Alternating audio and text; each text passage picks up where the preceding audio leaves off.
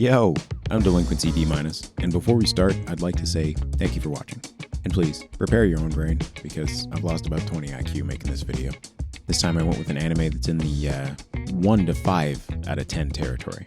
Also, from here on out, anything that I feel is of a similar caliber, I'm going to give the title of Cursed as a reward for their mark on the art form. The first to be honored as Cursed is Rampo Kitan, Game of Laplace. It's an 11-episode series that was created as a 50th anniversary commemoration to Japanese mystery novelist Itogawa Rampo, who is often considered the father of the Japanese detective novel. Game of Laplace is heavily inspired by Rampo's various works, but in a more modern setting. In Game of Laplace's Tokyo, there is a severe case of society in several forms of civil unrest.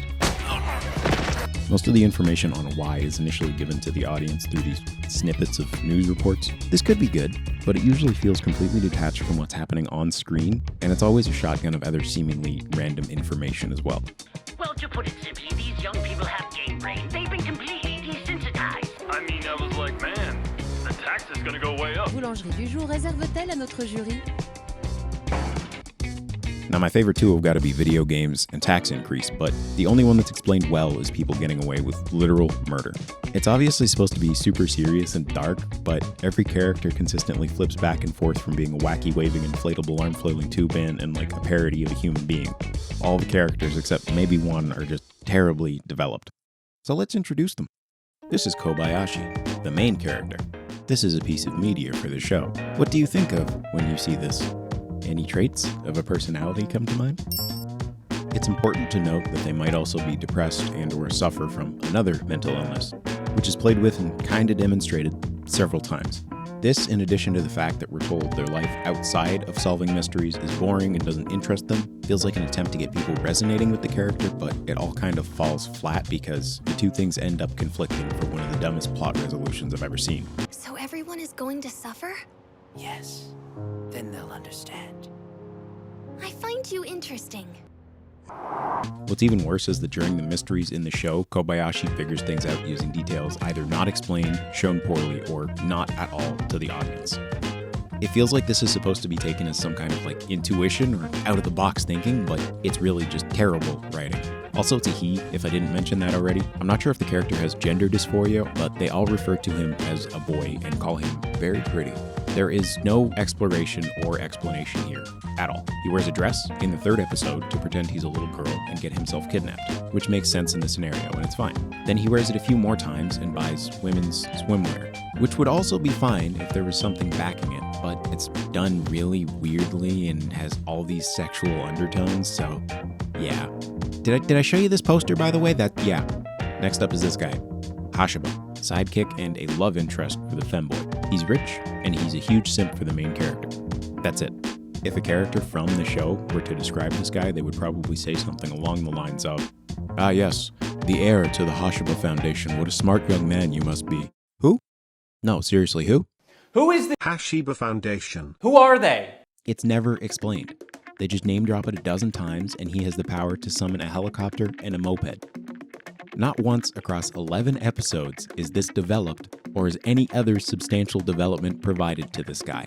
But he is a mainstay in each and every one. 90% of his dialogue can be summed up as expository or I don't care. He simps for the main character, and he's rich. That's it. Here's some examples. What? Kobayashi? Why did you go put on that dress again? Don't I look good in this? Yeah, you really do, but... Wait a sec! It's not a matter of if you look good or not! Help! I did my own research. Bright young Soji Hashiba, heir to the huge conglomerate, the Hashiba Foundation. And once you get to take over, you'll learn quickly how the world really works, whether you like it or not. You'll see. Yeah, I'll take it over. But I know I'll never take part in anything that's And that dress is way too short. You're showing a ridiculous amount of skin, you know? Have some self-respect. Yeah, things are officially worse. I can't call the company helicopter. There are way too many flight restrictions here. So, Akichi, that's your name, right? You're enrolled at Kabukicho. Oh, pause for a sec. This is Akechi, another iteration of the famous detective, Kogoro Akechi. An esteemed character who has influence throughout a vast amount of media, including Persona 5.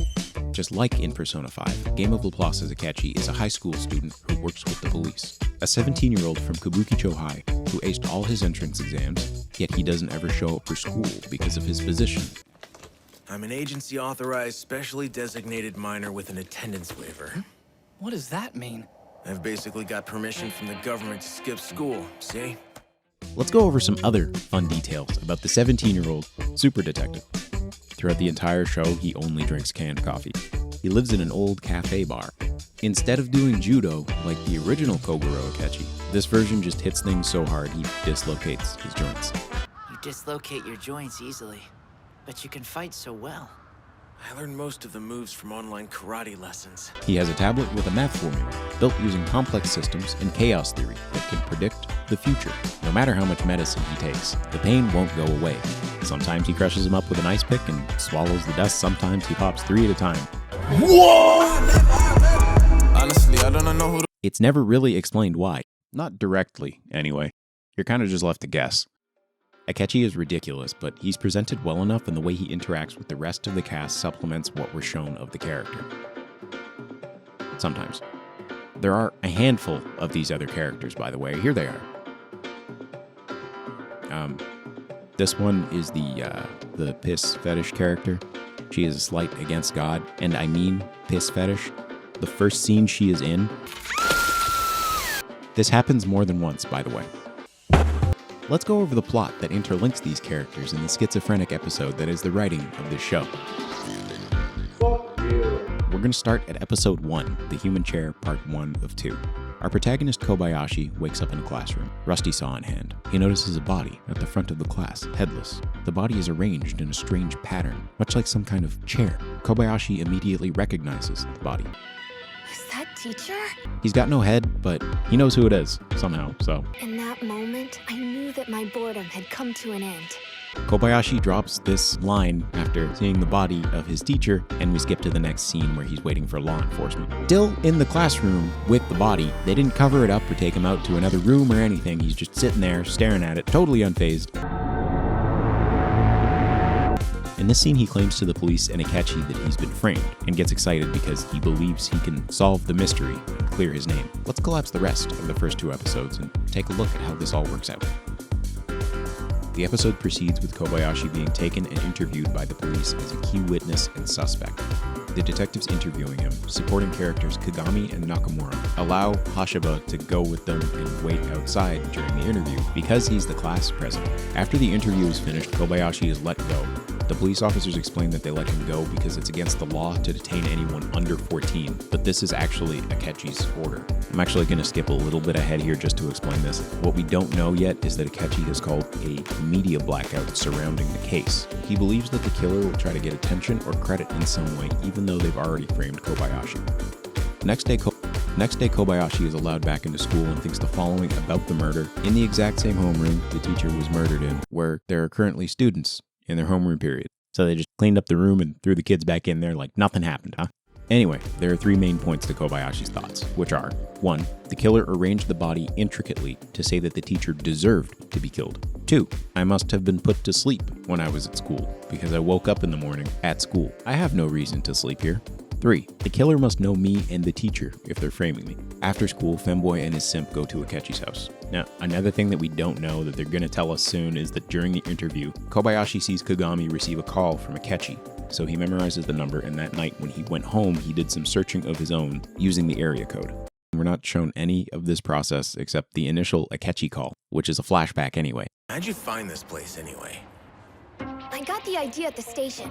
I saw your call come in on the detective's cell phone. They just kind of show up at his door and they explain this all to him. Akechi lets them in, and then they throw around some dialogue that doesn't relate to the case at all, but just acts as bland character exposition. I get special allowances because I've put my considerable talents at the government's disposal. What talents? Your skills as a detective, right? The conversation eventually gets back to the case, then Kobayashi and Akechi make a deal. If Kobayashi can solve the case, he can be Akechi's assistant. This conversation is also where Akechi mentions that he imposed a media blackout and that the killer is probably going to do something to seek attention. And Akechi explains to the two that the teacher was actually a homicidal maniac, and that Kobayashi is now suspected as the accomplice. On cue, the police burst in to arrest Kobayashi. Akechi turns around his laptop screen, showing off the literal human chairs that the teacher has made of others, and admits that he snitched on them as soon as he saw them at the door. The first episode then ends with Akechi and Kobayashi agreeing that the harder a game is to solve, the more fun it is. On to episode 2. Kobayashi, already handcuffed and being escorted out by police, is called by Hashiba, and immediately turns around to run to Hashiba and whisper something in his ear. He then says, Please try. Before he is taken again by police. On his way out, Kobayashi reiterates that he is not the killer. After this scene, the opening plays, and then a junior high school student was arrested last night on charges of mass murder in a Shinjuku multi-tenant building. This same student is also the key witness in a recent teacher murder case which you saw here first. So the question seems to be, what drives a young boy to violence? The problem lies with the system, which refuses to address these kids' issues. Well, to put it simply, these young people have game brain. They've been completely desensitized. Now, in other legislative news, the next day in school, people wonder if Kobayashi is the suspect, known as Boy A, that is mentioned on the news. 3 girls approach Hashiba and ask if this is true. He responds by saying, Of course not. He's just not feeling well, that's all. Then a woman with cat ears walks in. Stop right here for a sec. In this frame, the killer is actively displayed. I just wanted to make that known. The new teacher, Hanabishi, finds the old teacher's phone inside the teacher's desk. Miss Hanabishi, I think that cell might have belonged to our previous teacher. Hashiba gets up unprompted and explains that the police probably just couldn't find it. Then this spooky eye pops up, suggesting the killer is nervous. I'm not sure who this is supposed to be, because spoiler, this isn't even the killer's eye color, man. Who is this? I don't think a single character in this scene even has brown eyes. Oh my, that's exciting. As for the phone, the new teacher, Hanabishi, says she'll give it to the police later. Hashiba sits back down and gets nervous and starts looking around the class. Then the scene switches. Kobayashi is once again being interviewed by Kagami and Nakamura. They explain several murder weapons and human chairs were found in the teacher's parents' garage. Kobayashi's prints were also all over the weapons and the tools used to make these chairs. Apparently, a hot tip from an unknown source led them to this. The anonymous tip. Akechi said the killer would want attention. Akechi immediately walks in. Together as 4, they then go over the autopsy report, which introduces probably the best part of the entire series, in my opinion, until she is ruined, Minami. Minami is the coroner for the police department. The little skits she has where she goes over the autopsies are probably the only sacred part of the show. Okay, fine. I'm medical examiner Minami. And my name's Corpsey. And this is your 3-minute shocking! Now, for today's corpse, we have a 30-year-old male who's been dismembered and turned into art, which is pretty impressive when you think about it. It's unfortunate that he died to try. Like, whatever kind of mood the show was going for, this is perfect for it. In this autopsy report, Minami explains that there was a strong sleeping drug detected in the teacher's body, that the bodies in the garage were extremely well preserved and embalmed, and that the process of making the body into this intricate shape would have taken a while to do. After the autopsy report, and keep in mind that this is about a third to halfway through the second episode, right when they're about to solve the mystery, Kobayashi explains that the teacher had emailed him to come to school after hours on the day before the body was found. Kobayashi, why didn't you tell us this before? Sorry, but I thought that I should play my cards close to my chest. I wanted to gather all of the facts before I said anything. You're unbelievable. Don't you see? I wanted to understand why the killer was trying to frame me. That's all. I wanted a theory before I told you. I mean, the story basically just writes itself at this point. Absolute genius. They also let Hashiba into the room in the middle of questioning. Boy claiming to be the suspect's classmate is here. He won't leave. Says he has to see him immediately. Oh, him. That kid's the sole heir to the Hashiba Foundation. Oh? Well, in that case, I guess we can't just ignore him. Well then, did you do that thing that I asked you to do? Please try. Yeah. And it looks like your theory was right. The real killer.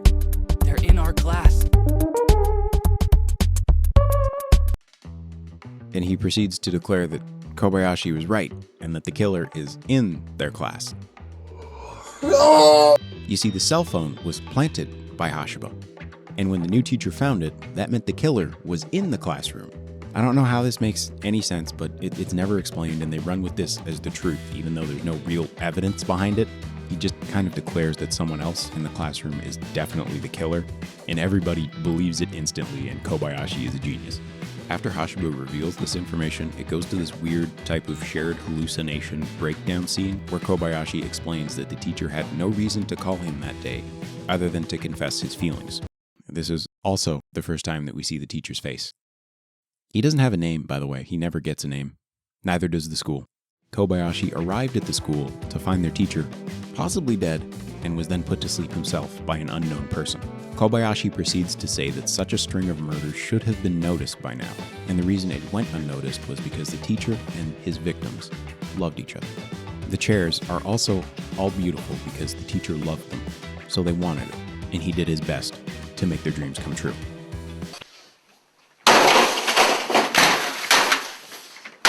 Definitely explains the disappearances of several people who are now chairs that must not have had family or friends at all. Kobayashi finishes by explaining that the teacher was murdered because the teacher broke up with their girlfriend to ask out Kobayashi, who must have been framed by the girlfriend. Akechi adds that Kobayashi might be telling the truth because Kobayashi's prints were never found on the doorknobs of the garage, and that it would have been easy for a girlfriend to intercept an email or text. Kobayashi thanks Hashiba for his investigation, and the scene skips just before Kobayashi reveals the real killer. We're back at school. Still no name.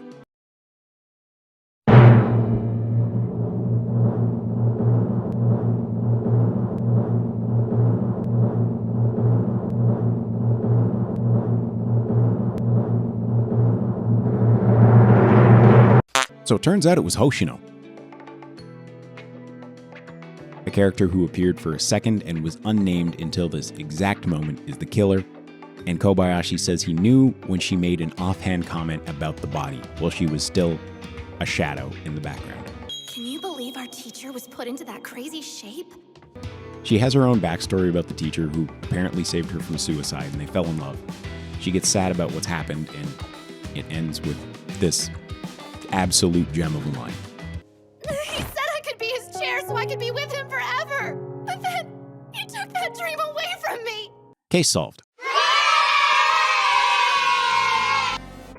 No matter how much bleach I pour into my ears, I can't clean this from my brain.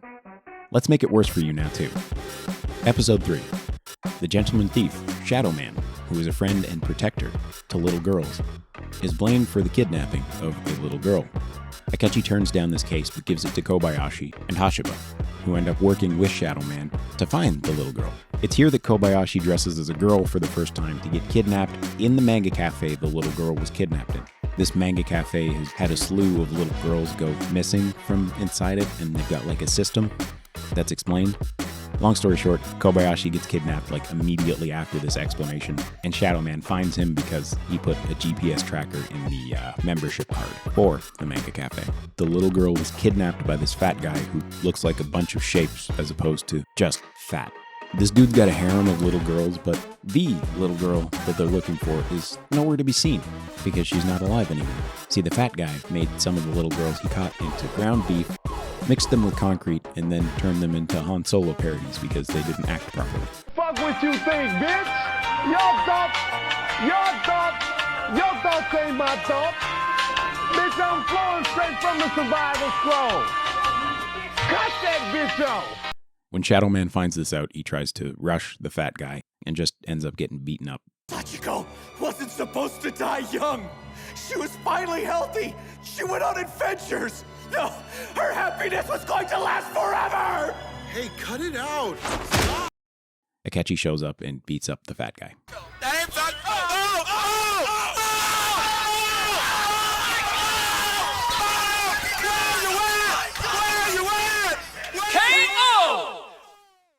Number 4. By this episode, Kagami has had phone calls with his sister and vacated a few scenes. In this episode, he's tired because 20 Faces, a serial killer Akechi has had to deal with in the past, reappears and has already killed several people. making Kagami have to work late hours. The big dude from last episode comes back into play because Akechi, in a bid to lure out 20 Faces, has him released on mental instability and has it broadcast on the news. This is also the episode where the piss fetish character appears. She's supposed to be like this kingpin thief, but she just functions as an information bot and does any favor for Akechi for the rest of the show. Also this. Shut up! Not another word, and don't breathe either. Suffocation play! Yeah, now hold your breath and listen.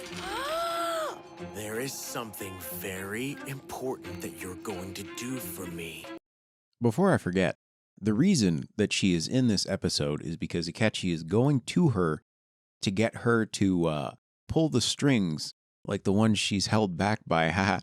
No, Akechi's getting her to get the fat guy let off on mental instability so they can lure out 20 Faces, which, spoiler, we'll get to it after, does actually work. Anyways. If I help you, do you promise to get mad and discipline me more?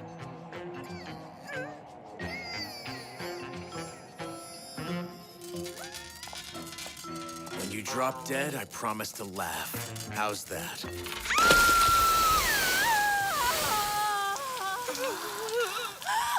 You win. You win. What the fuck is this? What? What? What the fuck is this? Why me? Stop it! No! Help! I didn't do anything wrong! Didn't your mother ever tell you 2 wrongs don't make a right, 20 Faces? Ooh! Kill him! Ooh! Guess what we find out by the end of the episode? 20 Faces is Kagami, which Akechi had already figured out at the beginning of the episode, not because of the BS sister calls, but because Kagami had some residue on his shoe. Episode 5. Turns out Kagami's little sister was actually dead this whole time, and the phone calls were made on the calculator app. Tokiko, actually a decent character, was murdered by a killer who was let off due to mental instability and wanted revenge on Kagami. Being let off due to mental instability is actually decently explained as a key point here, and there's some setup for it due to the prior episodes, but the concept is just kind of let go for the rest of the show when they start introducing the math formulas, so Keeping that in mind, this episode is actually decent. It's a little dark, but it's a more fitting story than anything else that's been explained so far to set up 20 Faces as the villain of the show. See, 20 Faces isn't just Kagami, nor are they really just any singular person. It's more a persona people take on to enact revenge or justice as they feel is appropriate when the law fails to do so. 20 Faces is the will of the disgruntled public who face video game addiction, tax increase, and the mystery that is the Hashiba Foundation.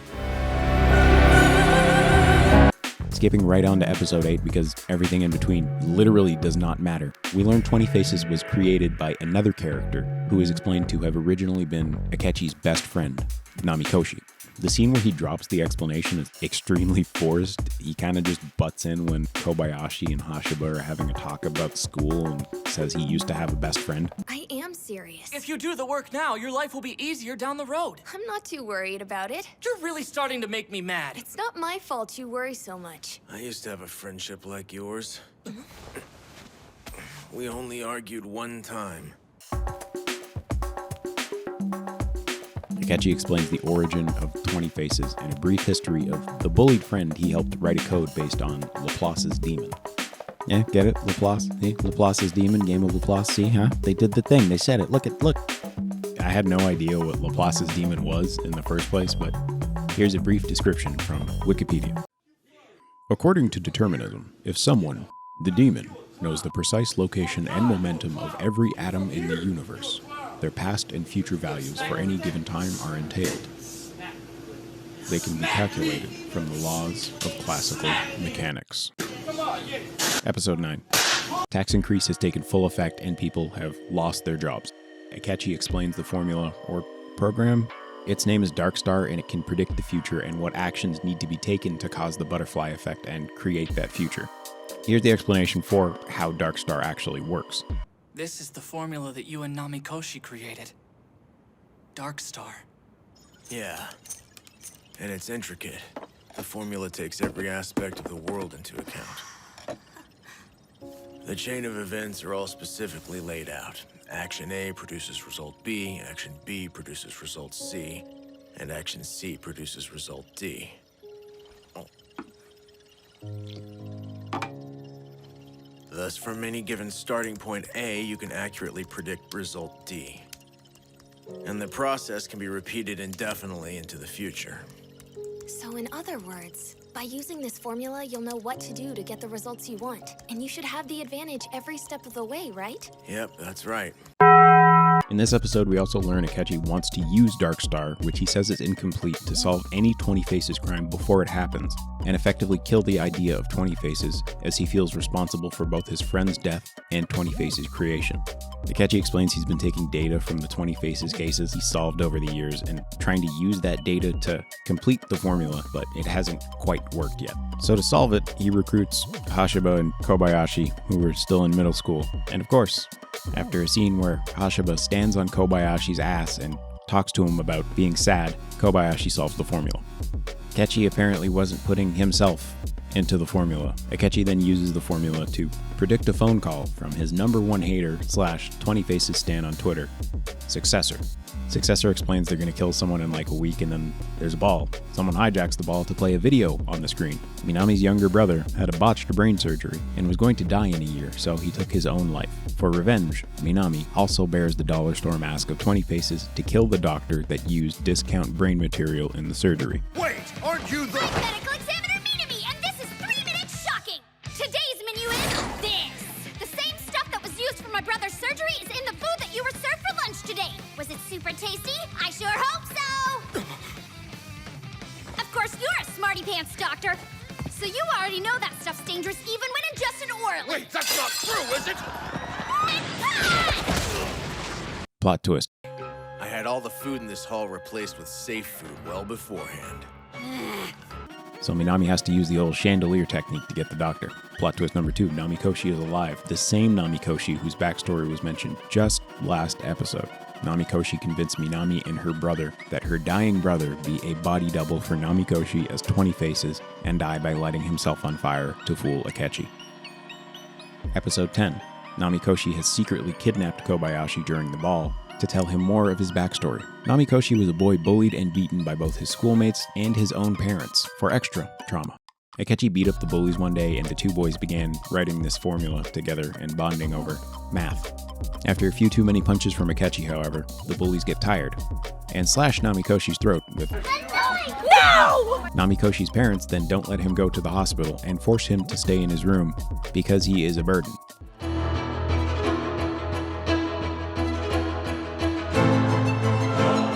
Small trial run of the formula. All I have to do is throw a pebble. The ripples will do the rest. Anonymous judgment. Namikoshi starts killing people as a result of this, using the formula, namely the bullies, the teacher who ignored his bullying, and his parents. Akechi didn't like this and said the formula was a failure. Namikoshi, in anger, used the formula to create 20 Faces and then faked his own death. Namikoshi then explains to Kobayashi that Darkstar has predicted that if several people gather and, at 11 o'clock, jump off the same building one by one every 5 minutes, with the final 2 being him and Kobayashi, 20 Faces copycats will continue to be created and take justice into their own hands. Cute. So, let's talk. Do you have any idea where 20 Faces went? He and Kobayashi are at Hashiba Foundation's Shinjuku Tower. Did he happen to let you in on what he's planning next? It's a metamorphosis. Awareness is beginning to emerge within social consciousness. People aren't bound by the same rules. They're flying freely now. My little brother's death has served a greater purpose, as will mine. Episode 11. Akechi and Hashiba fight their way to the building with help from Shadow Man, who distracts a gang by pretending to be Akechi, and Black Lizard subs who fight dozens of armed men. When they make it to the building where the two plan to commit the forever sleep move, Akechi and Hashiba run up the stairs while Akechi explains he can only save one of them from falling off the building. Hashiba responds with, I won't let him die! The scene changes to Minami, who, after speaking, possibly through telepathy with Namikoshi, drinks poison and dies in her cell. Rest in peace. She was fun. I really liked the way she explained the murders. Scene changes again to a final conversation between Kobayashi and Namikoshi about... Though they have to die, martyrs have significance. Dark Star will leave a deep wound, but Who cares? Akechi comes in and joins the conversation. Hashiba is missing. What could it mean?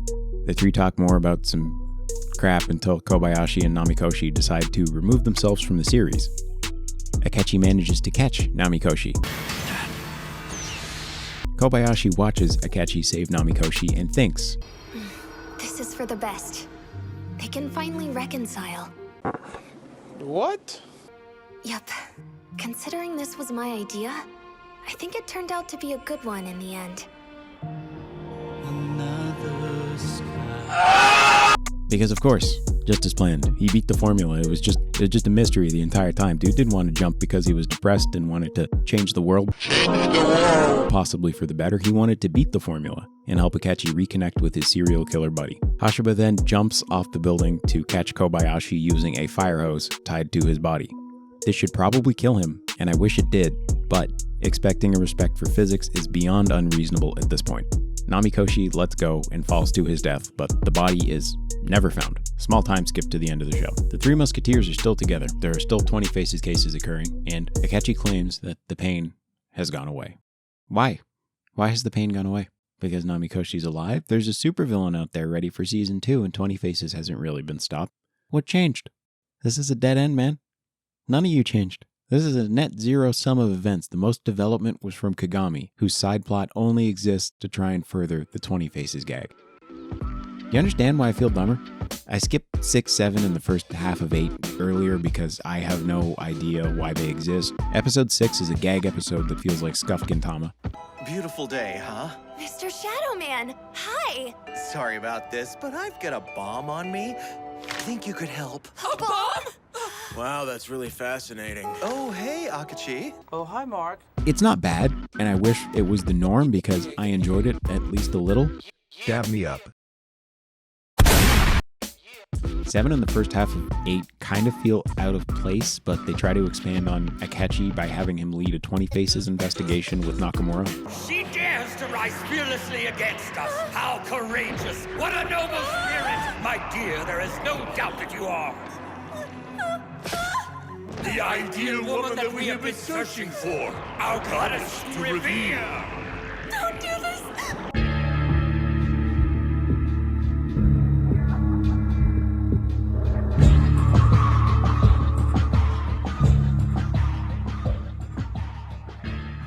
It's not good, and the only notable thing from this stretch is really just Kobayashi wearing a sailor outfit and wanting really badly to swim. I want to swim, don't you?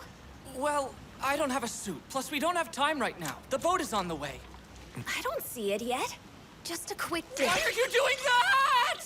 So, game of applause. I'm going to say take 3 bong rips or play a drinking game if you're going to watch this. It's about 1 point better than the Neil Breen movie. I've been hacking into government and corporate international secrets all over the world. I've got to get this work done.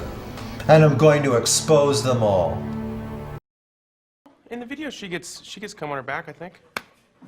With material stretching all the way from sculpting a concrete child meat mixture to uncomfortable piss fetish, and all of it being handled as well as Trump's Twitter, the show has very little appeal.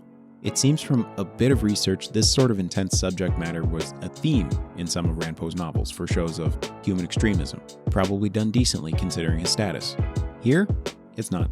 There are some cool elements that could have been strong points if developed better, but most of it ends up just being really lame. It's literally just piles of different shit lumped together in a weird episodic mini-arc format. I have a strong suspicion that this is a lower budget project. The animation isn't horrible, but it does feel a little clunkier than average. The music used in the show is also a possible giveaway. Not to say that the tracks are particularly bad or anything. Honestly, I actually kind of liked the music. It was decent. The giveaway here is that the same tracks are used over and over and over, especially the tearjerker sad song that gets dropped in like every single episode. Another sky, another sky, another. It's a nice song, and it's apparently Namikoshi's favorite song, but I started bleeding from my left eye when I heard it for like the 9th time. It also feels like a lot of money went to the ending and opening themes. The opening to the show actually goes crazy as hell. It's a song by Amazarashi, and the ending is a great track from Sayori. Both of these are also animated decently and portray a much stronger show than is actually available. I'd almost suggest going to watch both and see what you think for yourself. that's the video. And if you made it here, I appreciate you for sticking around this long. The next few are probably going to be just as cursed as this one, so stay tuned. Thanks for watching. Later. I'm doing what I can to fuel the flame like a fireplace, to make a bunch of money, buy my mom